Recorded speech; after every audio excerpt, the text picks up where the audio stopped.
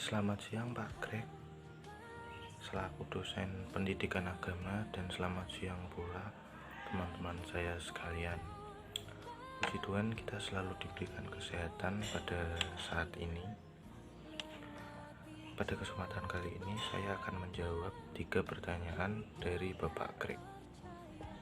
Yang pertama, menurut ideologi agama dan keyakinan Anda, bagaimana cara kita menjalin relasi dengan sesama meskipun berbeda sara supaya harmonis dan maju sejahtera bersama?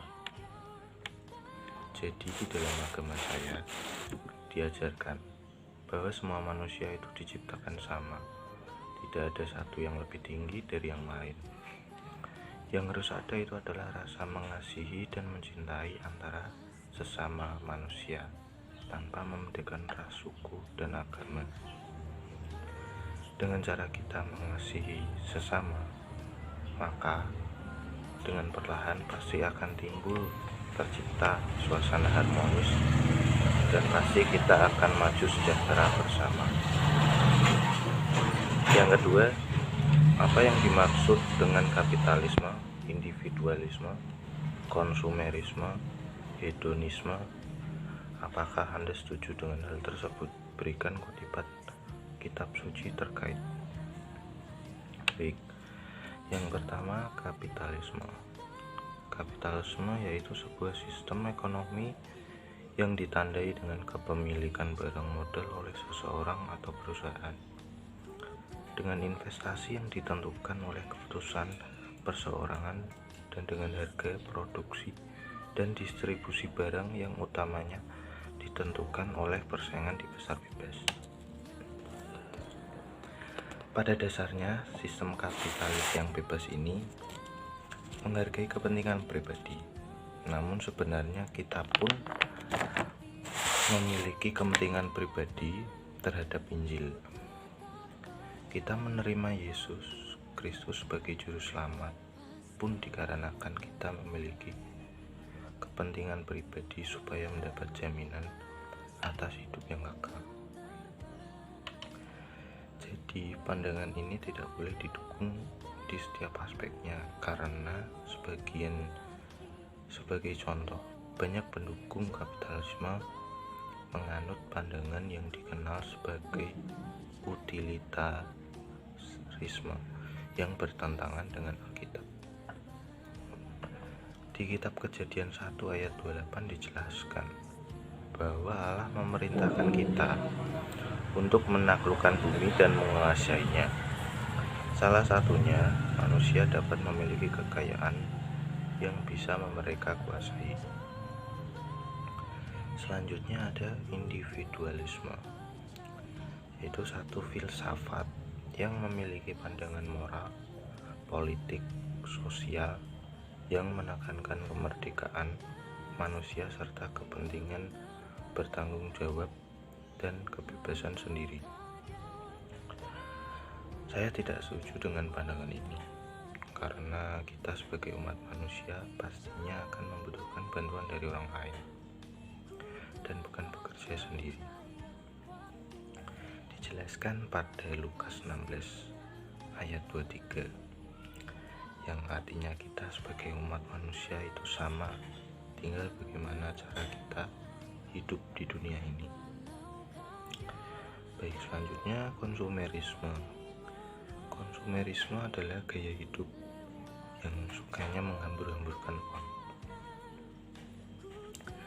Saya tidak setuju dengan hal ini, karena daripada kita menghambur-hamburkan uang yang tidak berguna, berfoya-foya, minum-minuman, lebih baik kita mendonasikan uang kita kepada orang yang benar-benar membutuhkan, atau kita juga bisa memberikan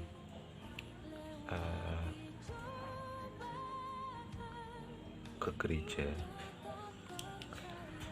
Selanjutnya ada hedonisme. Hedonisme adalah pandangan hidup yang menjadikan kesenangan dan kenikmatan hidup sebagai tujuan utama. Memenuhi hasrat menjadi hal yang sangat penting.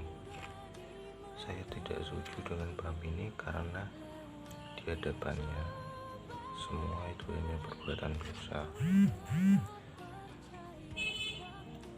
Pada Roma 13 ayat 12-14 dijelaskan yang intinya tinggalkan perbuatan-perbuatan kegelapan dan mari kita hidup dengan ajaran Kristus.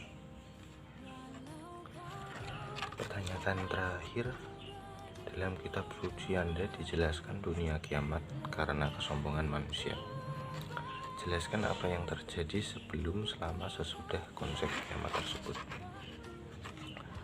Menurut Kristen biasa disebut sebagai tanda akhir zaman, yang merupakan waktu di mana dunia akan musnah.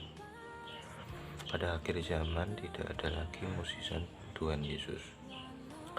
Tanda kiamat yaitu peristiwa kesengsaraan makhluk di bumi, di mana peristiwa ini datang sebelum kedatangan Kristus yang kedua kalinya ke dunia, yang akan menghadapi masa antikris dan menghantarkannya ke kerajaan Allah.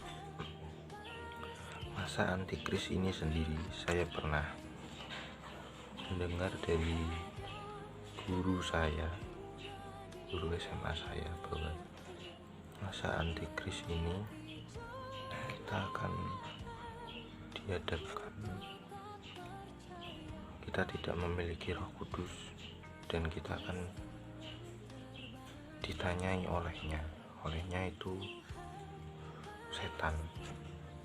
Kalau kita akan ditanyain begini, kamu mau pilih aku atau dia?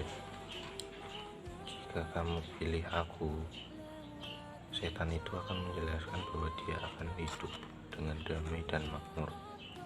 Dan jika dia tidak memilih setan itu, maka dia akan dibunuh seketika itu juga.